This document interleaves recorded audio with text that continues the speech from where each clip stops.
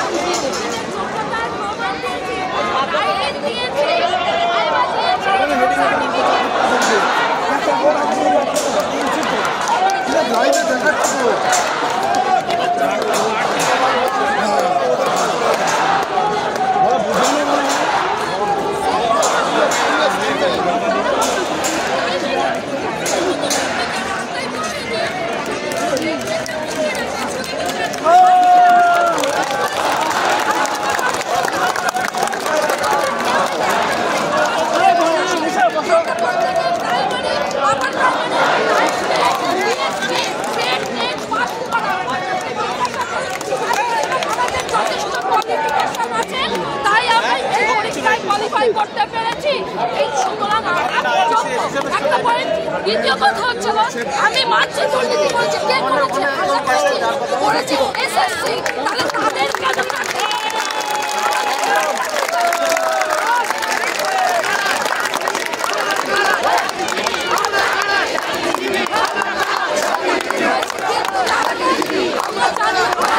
বিশ্বাস যে আমরা জিতবো, এটা আমাদের বিশ্বাস, কিন্তু দুঃসংক্রান্ত রয়েছে। আমি বলতে চাইছি যত বুদ্ধি সম্পন্ন মানুষ আছে তারা বুঝো যে একটা মেয়ে বা একটা ছেলে কত কষ্ট করে চাকরিটা পায়, তাদের দিন রাত্রি কেমন ভাবে যখন হচ্ছে, যখন তারা ক্যান্সেলের কথা শুনেছে। আরেকটা কথা শুনুন, প্যানেল ক্যান্সেল করেছে, কি বলছে ফাঁকা ওএমআর দিয়েছে, কি বলছে র্যাঙ্ক জাম্প হয়েছে, সমস্ত কিছু মেনে দিয়েছি, কিন্তু এখানে একজন শিক্ষককে দেখান যার নাম রয়েছে, যারা প্যানেল যারা র্যাঙ্ক জাম্প করেছে, সিবিআই লিস্ট দিয়েছে, ব্ল্যাক ওএমআর দিয়েছে, সিবিআই লিস্ট দিয়েছে, এই কথাটা বলুন। আলাদা করে দিয়েছে, সিবিআই করে ভেরিফিকেশন হয়েছে, সিবিআই যোগ্য অযোগ্য আলাদা করে দিয়েছে, তাই তো? যদি সিবিআই রিপোর্ট নাই মানা হয় তাহলে কেন সিবিআই কে দেওয়া হলো? একদম সঠিক সঠিক। সে কি বলবে? সিবিআই কে একজন সর্বশ্রেষ্ঠ গোয়েন্দা সংস্থা, তারা বের করেছে। আমাদের চাকরি সসম্মানে বহাল রাখতে হবে। আমরা কি আমাদের চাকরি চাই, সুপ্রিম কোর্টে যথাযথ জবাবদেহি দিতে হবে, ভালো লয়ার দিতে হবে, সেগ্রিগেশন দিতে হবে। আমি মমতা বন্দ্যোপাধ্যায় আমাদের মুখ্যমন্ত্রী, আমাদের অভিভাবক, আমি তার কাছে বলতে চাইছি, সে তো একটা পর্যায়ে গিয়ে ওখানে কে বসেছে, সে কথায় কথায় বলে সে আন্দোলন করে উঠে এসছে। তাহলে আমরা যখন আন্দোলন করছি তাহলে আমাদের বিভিন্ন পারমিশন কেন দেওয়া হচ্ছে না? আমরা কি ডাকাতি করবো?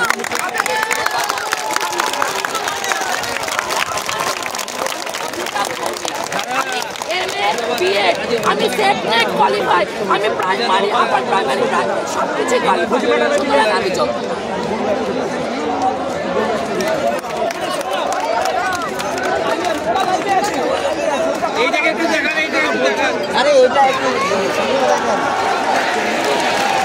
একই কথা আপনাদের দেখাচ্ছে চাকরি প্রাপক শিক্ষক।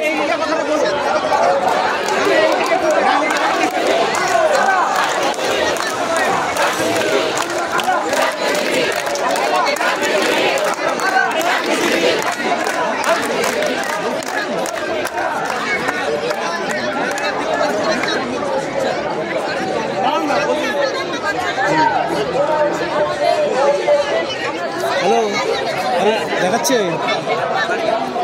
এখন কে বলছে?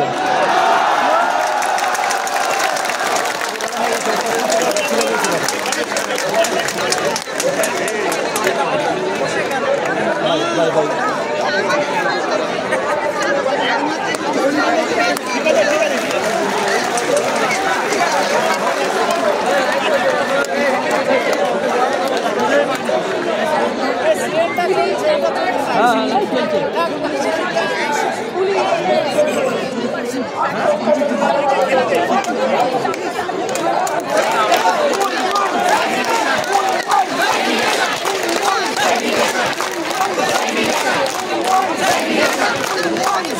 অ্যাকশন। আমার ব্যাগটা কোথায় দাদা? ওর ব্যাগটা আছে।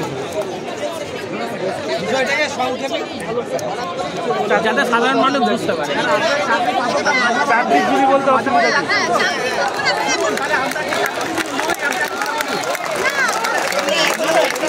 চাকরিজীবী বলতে অসুবিধা কি আপনার? চাকরিজীবী বলতে অসুবিধা চাকরি প্রাপকের অর্থের আলাদা। প্রাপক আমরা নই, আমরা সবাই চাকরি করি। চাকরিজীবী এখনো করছি, হ্যাঁ কাজও করছি।